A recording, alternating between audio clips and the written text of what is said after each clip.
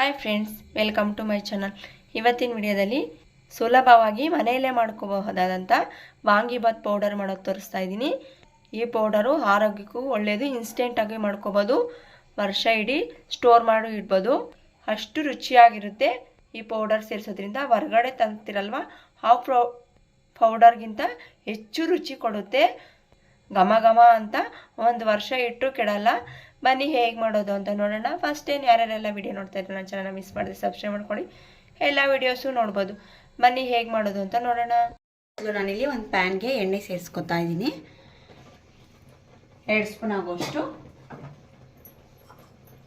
ಎಣ್ಣೆ ಕಾದ ನಂತರ ಬ್ಯಾಡಗೆ ಮೆಣಸಿನಕಾಯಿ ಸೇರಿಸ್ಕೊತಾ ಇದ್ದೀನಿ. ನಾನಿಲ್ಲಿ 10 ರಿಂದ 15 ಆಗುವಷ್ಟು ಬ್ಯಾಡಗೆ ಮೆಣಸಿನಕಾಯಿ ಸೇರಿಸ್ಕೊಂಡಿದ್ದೀನಿ. ಇದನ್ನು ಎಣ್ಣೆಯಲ್ಲಿ ಫ್ರೈ ಮಾಡ್ಕೋಬೇಕು. ನೀವು ಕ್ವಾಂಟಿಟಿ ಎಲ್ಲ ನೋಡ್ಕೊಂಡು ಸೇರಿಸ್ಕೋಬೇಕು. ನಾನು ಜಸ್ಟು ತೋರಿಸ್ತಾ ಇದ್ದೀನಿ ಅಷ್ಟೇ. ಮೆಜರ್ಮೆಂಟ್ ಎಲ್ಲ ನೀವೇ ನೋಡಿಕೊಂಡು ನೋಡೋವಾಗ ಮಾಡ್ಕೋಬೇಕು.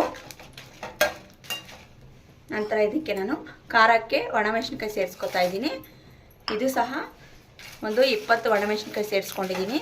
ನೀವು ಪೌಡರ್ ಎಲ್ಲ ಈಗ ಇಷ್ಟು ಮಾಡಿದ್ರೆ ಇಷ್ಟು ಹಾಕೋಣಲ್ವ, ಆದ್ದರಿಂದ ನಾನು ಮೆಜರ್ಮೆಂಟ್ ಎಲ್ಲ ತೋರಿಸ್ತಾ ಇಲ್ಲ. ಇದು ಸಹ ಎಣ್ಣೆಯಲ್ಲಿ ಫ್ರೈ ಮಾಡ್ಕೊತಾ ಇದ್ದೀನಿ. ಖಾರ ಎಲ್ಲ ನೋಡಿಕೊಂಡು ಸೇರಿಸ್ಕೋಬೇಕು.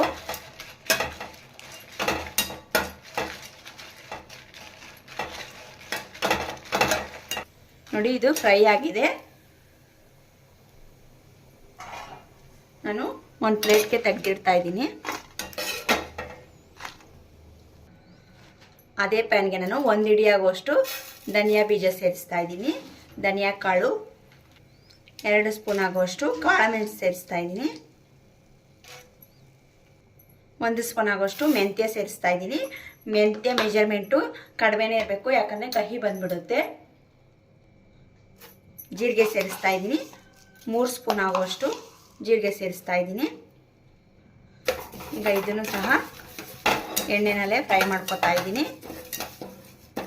ಸಿಂಪಲ್ ಮೆಥಡು, ಬೇಗನೆ ಮಾಡ್ಕೋಬೋದು ಕಡಿಮೆ ಇಂಗ್ರೀಡಿಯೆಂಟ್ಸಲ್ಲಿ. ನಾವು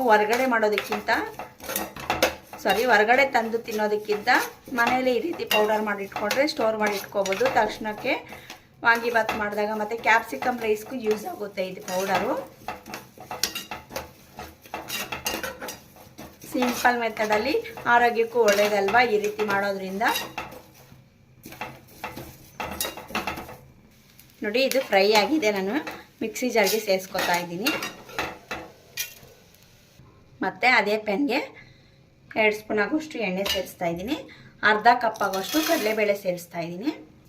ಅರ್ಧ ಕಪ್ ಆಗೋಷ್ಟು ಉದ್ದಿನ ಕಾಳು ಸೇರಿಸ್ತಾ ಇದ್ದೀನಿ. ಎರಡೂ ಸಮ ಪ್ರಮಾಣದಲ್ಲೇ ತೊಗೊಂಡಿದ್ದೀನಿ ನಾನು. ನೀವು ನಿಮ್ಮ ಮೆಜರ್ಮೆಂಟಲ್ಲಿ ನೋಡ್ಕೊಂಡು ತೊಗೋಬೇಕು.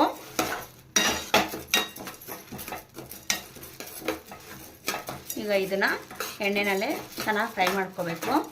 ನೋಡಿ, ಈ ರೀತಿ ಫ್ರೈ ಮಾಡ್ಕೋಬೇಕು. ಈಗ ಇದನ್ನು ತಣ್ಣಗಾದ ನಂತರ ಮಿಕ್ಸಿ ಜಾರ್ಗೆ ಸೇರಿಸ್ಕೋಬೇಕು. ನೀವು ಬೇಕಾದರೆ ಮಿಲ್ಲೆಲ್ಲ ಹಾಕ್ಸ್ಕೋಬೋದು. ನಾನಿಲ್ಲಿ ಎಣ್ಣೆನಲ್ಲಿ ಫ್ರೈ ಮಾಡಿದ್ರಿಂದ ಮಿಕ್ಸಿ ಜಾರಲ್ಲೇ ಫೈನಾಗಿ ಪೌಡರ್ ಆಗುತ್ತೆ. ನೋಡಿ, ನಾನು ಮಿಕ್ಸಿ ಜಾರ್ಗೆ ಸೇರಿಸ್ಕೊತಾ ಇದ್ದೀನಿ ತಣ್ಣಗಾದ ನಂತರ. ಮತ್ತು ನಾನಿಲ್ಲಿ ಅದೇ ಪ್ಯಾನ್ಗೆ ಮೆಣಸಿನ್ಕಾಯಿ ಸೇರಿಸ್ತಾ ಇದ್ದೀನಿ. ಸಣ್ಣ ಮೆಣಸಿನ್ಕಾಯಿ, ಇದು ಬೇಕಾದ್ರೆ ಸೇರಿಸ್ಕೋಬೋದು, ನೀವು ಆಪ್ಷನಲ್. ಇದು ಸಹ ರುಚಿ ಕೊಡುತ್ತೆ ಅಂತ ಸೇರಿಸ್ತಾ ಇದ್ದೀನಿ. ನೀವು ಬೇಕಾದರೆ ಸೇರಿಸ್ಕೋಬೋದು, ಇಲ್ಲಾಂದರೆ ಸ್ಕಿಪ್ ಮಾಡ್ಕೋಬೋದು. ಇದು ಸಹ ಎಣ್ಣೆನಲ್ಲೇ ಫ್ರೈ ಮಾಡ್ಕೊತಾ ಇದ್ದೀನಿ. ನಾನು ಇಲ್ಲಿ ಎಣ್ಣೆ ಸೇರಿಸಲ್ಲ, ಅದೇ ಪ್ಯಾನ್ಗೆ ಸೇರಿಸ್ಕೊಂಡು ಫ್ರೈ ಮಾಡ್ಕೊತಾ ಇದ್ದೀನಿ. ನೀವು ಬ್ಯಾಡಗೆ ಮೆಣಸಿನ್ಕಾಯಿ ಸಹ ಜಾಸ್ತಿ ಸೇರಿಸಿದ್ರೆ ಕಲರ್ಫುಲ್ಲಾಗಿರುತ್ತೆ ಪೌಡರು, ಮತ್ತು ರೈಸ್ ಮಾಡೋವಾಗೆಲ್ಲ ಕಲರ್ಫುಲ್ಲಾಗಿ ಕಾಣಿಸುತ್ತೆ.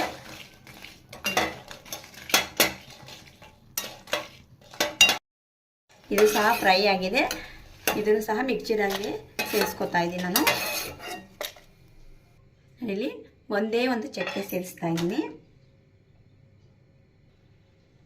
ಒಂದು 4 ಆಗುವಷ್ಟು ಲವಂಗ ಸೇರಿಸ್ತಾ ಇದ್ದೀನಿ. ಇದನ್ನು ಫ್ರೈ ಮಾಡ್ಕೋಬೇಕು. ನೀವು ಬೇಕಾದರೆ ತೆಂಗಿನಕಾಯಿ ಸೇರಿಸ್ಕೋಬೋದು. ನಾವು ತೆಂಗಿನಕಾಯಿ ಸೇರಿಸೋದ್ರಿಂದ ಜಾಸ್ತಿ ದಿನ ಸ್ಟೋರ್ ಮಾಡಿದ್ರೆ ಅದು ಬೂಸ್ಟ್ ಬಿಡುತ್ತೆ. ಅಲ್ಲಿ ತೆಂಗಿನಕಾಯಿ ಸ್ಕಿಪ್ ಮಾಡ್ತಾ ಇದ್ದೀನಿ. ನೀವು ಒಂದು ವಾರ ಹಾಗೆ ಇಟ್ಕೊಳ್ಳಾಗಿದ್ರೆ ಸೇರಿಸ್ಕೋಬೋದು. ಈಗ ಇದನ್ನು ಸುಮ್ಮನೆ ಬೆಚ್ಚಗೆ ಮಾಡ್ಕೊಂಡಿದ್ದೀನಿ. ಮಿಕ್ಸಿ ಜಾರ್ಗೆ ಸೇರಿಸ್ಕೊತಾ ಇದ್ದೀನಿ.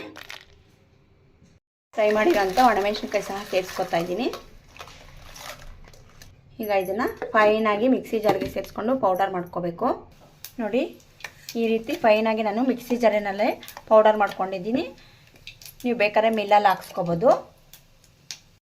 ಇದನ್ನು ಒಂದು ಕಂಟೈನರ್ ಬಾಕ್ಸು ಅಥವಾ ಗಾಜಿನ ಬಾಟ್ಲಲ್ಲಿ ಹಾಕಿಡಬೇಕು. ಯಾಕಂದರೆ ನೀರು ಸೇರಿಸಬಾರ್ದು. ಗಾಜಿನ ಬಾಟ್ಲಲ್ಲಿ ಹಾಕಿಟ್ರೆ ನಾವು ಎಷ್ಟು ದಿನ ಆದರೂ ಯೂಸ್ ಮಾಡ್ಕೋಬೋದು. ಹುಳ ಬೀಳಲ್ಲ ಮತ್ತು ಕೈ ಆಡಿಸ್ತಾ ಇರಬಾರ್ದು. ಸ್ಪೂನಲ್ಲೇ ತೆಗಿಬೇಕು. ನೀವು ಬೇಕಾದ್ರೆ ಇದಕ್ಕೆ ಕರಿಬೇವು ಹಾಕಿ ಸ್ಟೋರ್ ಮಾಡಿ ಇಟ್ಕೋಬೋದು. ನಾವು ಅಂಗಡಿಯಲ್ಲಿ ತರ್ತಿರಲ್ವ ಅದೇ ರೀತಿ ಮನೆಯಲ್ಲೇ ರುಚಿಯಾಗಿ ಅದೇ ರುಚಿಯಲ್ಲೇ ಮಾಡಿರೋದಂಥದ್ದು.